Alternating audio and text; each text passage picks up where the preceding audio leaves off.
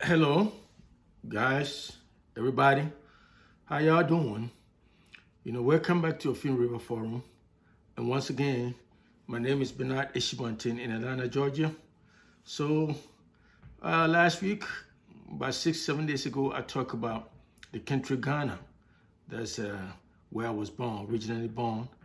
And I talk about the important role Ghana played in the struggle for decolonization in Africa, especially in the sub-Saharan Africa. The fact that Ghana was the first country, in the sub-Saharan Africa to gain independence before others. So they basically were the trendsetters, the pathfinders in the quest for decolonization of Africa. And in that segment, in that presentation, I wasn't feeling all that good because I was under the weather. Somehow, I had the flu or cold, and it wasn't, my nose, everything was stuck. But I felt like, hey, I have obligation to, not to let my audience, my listener waiting for a long time. So I had to try my best to do it, even though my nose everywhere was stuck. But I tried my best to do it. But I think I'm feeling better, far better today. And you can tell, my nose is not stuck up like it was. So today's conversation will be about discrimination. I want to be a little bit controversial today. You may call it like that. I want to talk a little bit about discrimination. So I'm not going to define what discrimination is. I think everybody has an idea when we talk about discriminating, when you are discriminating against one another. I think in many ways, let me put it this way. What makes some people or what makes human beings, people discriminate against each other? What makes people do that? Discrimination, when we talk about discrimination, what makes people say, I'm better than you, and because of that, or you look this way, or because of this and that, I don't have anything to do with it. I'm not talking about you angry, somebody make you angry, but it's just like you don't know somebody, and right there you see the person, and then you start forming opinions, some kind of negative opinion about that person. And this happens all the time. As a human being, it's become part of human beings, even within family. Within family, it can be siblings, it can be in the family, somebody may discriminate against each other because this one and this one are not from the same daddy or not from the same mom or the same this or this and that. It can be a basis for discrimination, and it happens all the time, and sometimes it may be on subconscious level or consciously. Some people do it consciously or subconsciously people do it. And I think many of us, we may sit here and deny that, but we all one or the other discriminate against each other. Whether black against black discriminate against each other, just like white discriminate against each other, or it can be interracial or white against black against white, or Nigerian against Nigerian. Within Ghana, we all discriminate one way or the other. People do it. And so we can sit here and be in denial as if it doesn't happen. So my question is, why do we do that? Why do people discriminate? Can discrimination be wiped out from human existence? Can we say discrimination will never happen? Like you see somebody who doesn't look like you, who doesn't belong to your family, not from the same mom, the same daddy, or the same tribe, or wherever it is, that you look down on that person. Can that kind of, or you look at somebody's color, and that person's color is different from you on that basis, or where somebody come from, and use as a basis to discriminate? Can all this stop? Because discrimination under different stripes or under different forms have been around us. I don't think it'll be easy to get rid of discrimination because it has been around us. Discrimination has been around us since history was first recorded.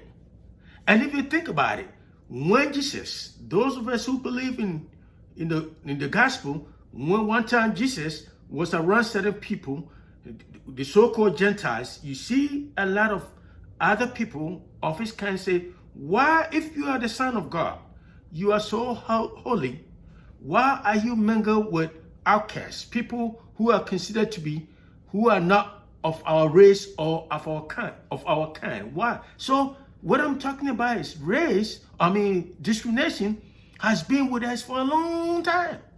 And I don't think it will ever, because, like I said, even within countries, because sometimes when people talk about discrimination, they make it seem like somehow discrimination is between black and white. But that's a lie. Even among blacks, they discriminate against each other. Among white, we have Jewish white, we have Irish white, we have Italian whites, we have they all discriminate against each other one way or the other. That's the same thing if you go to Ghana, where I was born, if you go to Nigeria, if you go to Liberia, if you go to South, people discriminate because this person doesn't belong to this particular tribe, and it can be a basis for intertribal war and struggle, sectarian, struggle and interest and all kind of stuff factor into it. So the point I'm making is, when we talk about discrimination, discrimination is not only about racial, the so-called racial discrimination. I'll talk about that later on a little bit. But discrimination happens within country, even within family. The same tribe, they speak the same language and everything. People discriminate against each other all the time. So my question is, when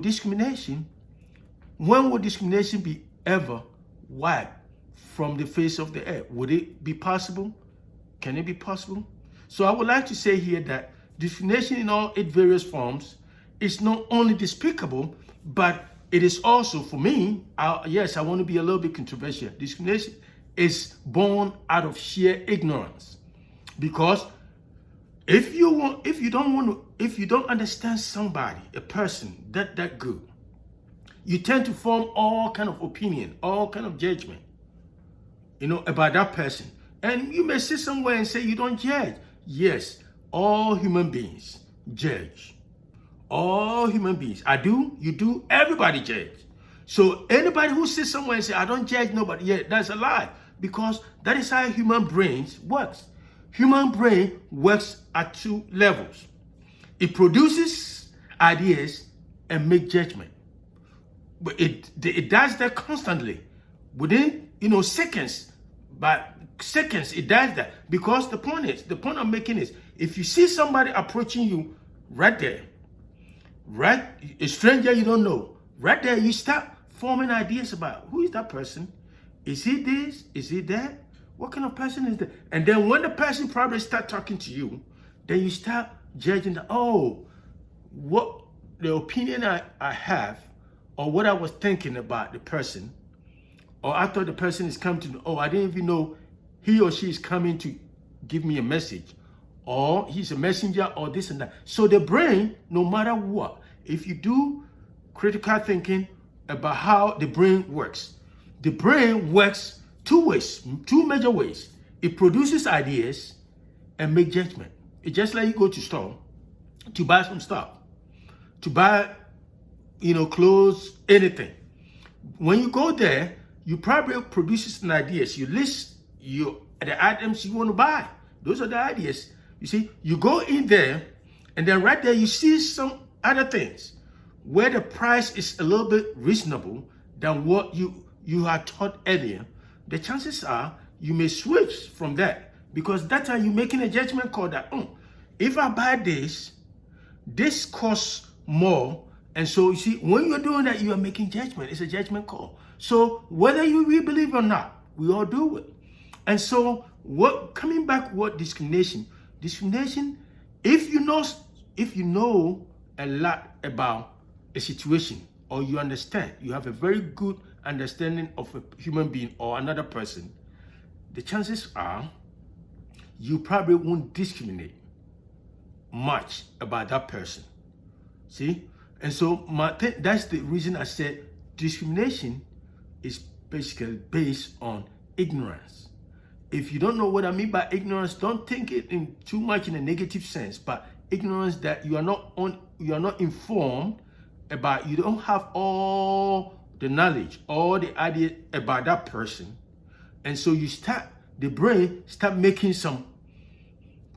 producing some ideas, some thoughts about that person, until you get to understand that person. Then you realize that, what I was even thinking about this particular person, or what the feelings I have for this person wasn't even what I was thinking about. We do that. There's some people who have tried to tame that impulses, but trust me, majority of people around the world, millions of people around the world, we still are in the same stage where we preconceive, we think about something before we even have a very good understanding of that issue. So that is what I'm saying is, whether de facto discrimination or de jure discrimination, it's all ignorance play a very, very significant role in that. And so what I mean by de facto discrimination is discrimination that is not, that happens, most of the time happens on subconscious level. Or discrimination that is not written, it's not stated in the books, but somehow people do it anyway.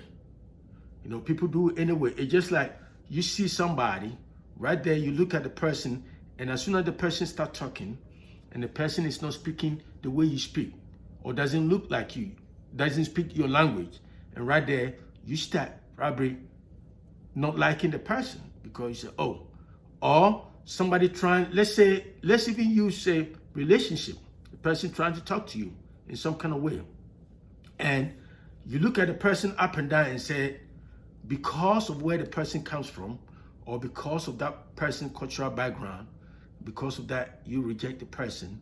That would be a form of de facto. This is something that is not stated, but people do it anyway.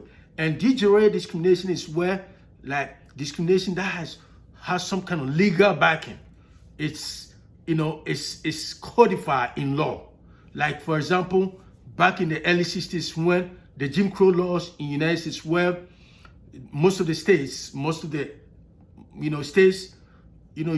passed certain laws to discriminate against, people, blacks, Native Americans, and that kind of thing. That'll be a form of de jure discrimination. So, but de jure discrimination is D-E, and then it has a space. It's a Latin word. And then J-U-R-E, de jure discrimination. Is de jure discrimination. And then, so that's the discrimination backed by, codified by law. And then de facto discrimination is the scariest one, where you don't see it, but it happens somewhere in the heart, in the mind. You don't see it, but it's happening every day. So we all do it. I'm not saying it's a good thing. For example, let me give you a typical example about discrimination, or you can call it wherever you want it. When I came here, for probably about, not long ago. It wasn't long ago when I was in the United States. And, somewhere about say 8 years or 10 years, somewhere after I came here, and about 2000, the year 2000, 2001, I met this beautiful black woman, and in college, and I was trying to talk to her. I have interest in her, and I was trying to talk to her. And she's Black American, and she won't talk to me. She will not talk to me. Why? Because I'm quoting her. This is not a lie. She told me she doesn't do Africans. In other words, she doesn't talk to Africans. And she's a black, darker than me. She said she doesn't. I said, why? She said, they say Africans are musty. African men are musty. They are this, they marry more than one, and they beat women. And I said, have you dated an African before? She said, no. I said, then she has a girlfriend who dated blah, blah, blah, blah, blah. You see that? That is what I'm talking about, discrimination based on ignorance. And so I said, first of all, Africa is not even one country like we have in the United States. Africa is a continent, and it's made up of about 54 countries. And each country has different culture. So if, for example, your friend met somebody from, say, South Africa or Mozambique, it doesn't mean that person's culture reflect that of the one from Ghana or from Nigeria or from Sierra Leone or from Senegal or Cameroon. She didn't know. I had to educate her. And I said, so you're a black woman, black woman, and we all blacks. So You telling me you don't do Africans? You don't talk to African guys? You have never dated African guys, so you don't date African guys. So if a white woman has told me what you just told me, would that be a discrimination? She said no, because she said if a white woman has told me that'd be a discrimination, but she told me that because she's black and I'm black, it's not discrimination. You see that? That's what it is. And I'm not saying that it happened all the time, just like some guys some women from African countries don't want to date black American guys. It's the same way. What does it mean? What is the basis for that? So what I'm saying is discrimination happens all the time. Even though today we live in social media world and we have learned from each other, but it doesn't mean it still doesn't exist. It's there. So what I'm saying is discrimination is not a good thing, but one way or the other, it happens all the time. I'm not saying everybody, still everybody does it, but subconsciously or consciously, sometimes it's still happening. Even though we live in a very modern, globalized world, still discrimination happens. And that is what, discrimination was the one that developed into racial discrimination. Because if you look at race, there's no such thing as race. We have human race, and we are all classified under Homo sapiens. We are all belong, whether black, white, yellow, Asian, whatever, we are all classified under Homo sapiens. There's no such thing as race, white race, black race, or whatever. It's one race, that's Homo sapiens. But somehow, society has created this kind of concept. So race, which is a social construct, society created it to use to discriminate on the basis of what? I don't know. But it happens all the time. So the point I'm making is, this particular message I'm giving today is that even though it sounds controversial, discrimination happens everywhere, whether America, Russia, Ghana, Nigeria, Sierra Leone, wherever, within family, within school, in school, everywhere, discrimination happens. So it's not a good thing, but we do it. So I don't know. My question is, do you think discrimination will ever be eradicated or will be ever wiped out from the face of the earth? Your guess is as good as mine. So I'm here and I'll talk to you another time. Have a good day.